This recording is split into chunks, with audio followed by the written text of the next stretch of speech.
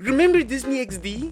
You don't? Well, sorry kiddo, I didn't know 4-year-olds have access to YouTube now. But Disney XD was essentially Disney's attempt at making a 4-boys version of Disney Channel. From an offshoot channel focused primarily on cartoons and anime to the action-packed channel filled with forgotten classics and childhood staples. This is the origins of Disney XD.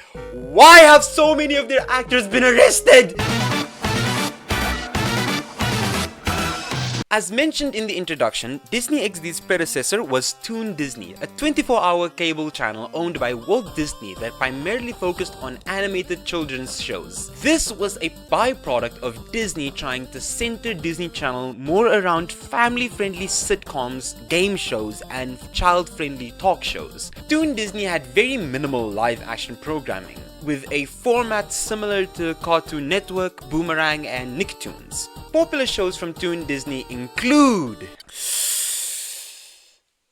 Kim Possible, Mighty Ducks, Phineas and Ferb, The Proud Family, Recess, Lilo and Stitch the series, Brand Name Mr. Whiskers, American Dragon, Jake Long, Chip and Dale Rescue Rangers, 101 Dalmatians, the series, the original DuckTales, Aladdin, The New Adventures of Winnie the Pooh, The Emperor's New Schools, Darkwing Duck, Timon and Pumbaa, The Replacements, and so many more.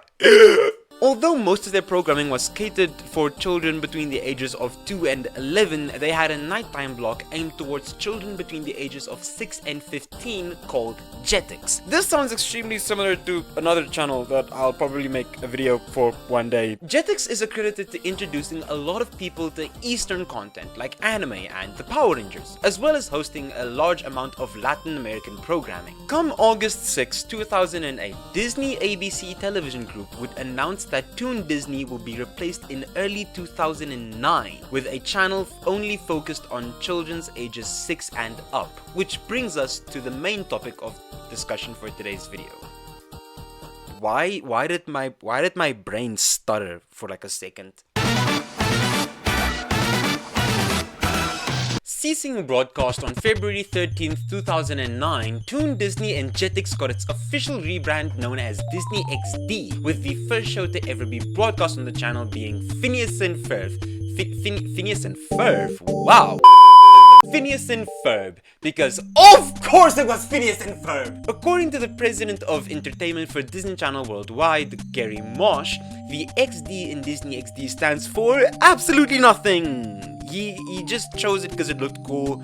Interesting fact though, the name Disney XD was previously used for an online media player and an interactive web portal on the Disney.com website, which in that case, Disney XD stood for Disney Extreme Digital. Just thought it was a reference to the laughing emoticon to be honest, but like, sure, I guess, cool beans. Unlike Toon Disney, Disney XD featured animated shows and I promise I can speak! Unlike Toon Disney, Disney XD featured animated shows and sitcoms. Some popular shows include Tron Uprising, Randy Cunningham, 9th Grade Ninja, Star Wars Rebels, Star Wars Resistance, Pickle and Peanut, Lego Star Wars The Freemaker Adventures, Pen Zero Bottom Hero, Dude That's My Ghost, Kid vs. Cat, Kick Buttowski, Suburban Daredevil, Star Wars The Forces of Evil, Star Wars Young Jedi Adventures, Amphibia, Gravity Falls, Ultimate Spider-Man, Fish Chicks, The Avengers, Earth's Mightiest Heroes, Big City Dreams, Guardians of the Galaxy, Wonder Over Yonder, and more. Wow.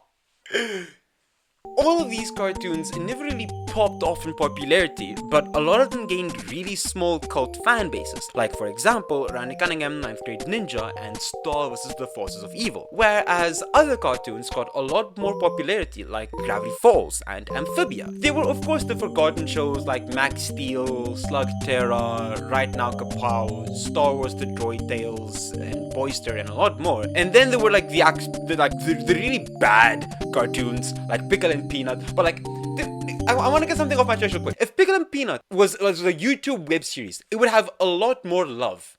Like it was one of those shows that just worked as a web series and not as an actual cartoon. But that's like my own little pet peeve. You know what else is a little pet peeve of mine? What was this channel's obsession with Star Wars? Cartoons on Disney XD were a lot more action oriented due to the channel being geared more towards young boys to counteract Disney Channel being catered towards young girls. This ended up not working. Girls ended up watching both, and as a 20-year-old man, I am not ashamed to admit that Disney Channel gained my viewership on a daily basis as a kid.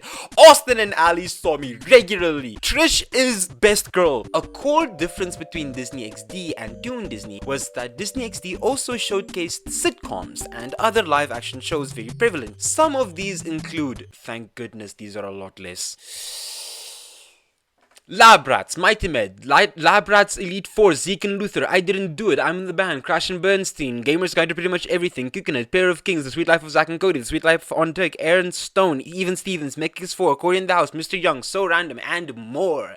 Haha, I'm not even out of breath. The sitcoms, just like a lot of the other shows on the channel, were plagued with early cancellations, which led to rushed endings and cliffhangers, and although a lot of these shows were, to put it bluntly, mediocre, a lot of these shows were really entertaining. Zeke and Luther single-handedly being responsible for a resurgence in skateboarding popularity amongst Gen Z is a great example of a mediocre show that still impacted an entire generation. One of its actors even got another role in the show Pair of Kings, and his acting trajectory absolutely popped off. And what? Oh, he got arrested. He got arrested for armed robbery. Okay, but like the actor he replaced, why didn't he just come back? Oh, he got arrested for DUI. Why do actors keep getting arrested? Disney XD also tried making movies. Skyrunners was edgier, and you could feel that it was made with the idea that it would cater to teenage boys, with its darker undertones, muted colors, and action-packed sequences. Sadly, it did absolutely dog water. This low-key saddens me a lot because this had so much potential. Like, quick rundown of the movie. A boy touches an alien spaceship that ages him into his late teens but also gives him superpowers. In other words, he becomes a Skyrunner. The spaceship turns out to be sentient, so he and his brother go on an adventure to save the Earth from an alien adventure. I remember watching this as like a kid when it came out on Disney XD and being like so enthralled with like how not Disney it felt. Disney XD tried again with another teen boy movie, Pants on Fire, which also did horrendously. Disney XD's multiple failed attempts at making a successful movie, paired with cartoons being cancelled frequently before getting enough time to be fleshed out, and live action shows that not performing as well, it didn't take long for Disney XD to soon be classified as another failed Disney product, which led to the next and final chapter of the video. Since Disney XD's launch in the US, localized versions have launched in other countries, typically replacing international versions of Toon Disney or Jetix, depending on which network was available in the particular market. Beginning in 2019 though, with the build-up towards the launch of Disney Plus, several Disney XD channels worldwide began to shut down, mostly in regions where Disney Plus is already available. After May 1st, 2025, only 4 Disney channels remain active, with these being the United States, Canada, and Poland, with the Dutch version of Disney XD being converted into Disney Junior on the aforementioned date. With it only being active in 3 countries in the world, the fall of Disney XD was definitely felt.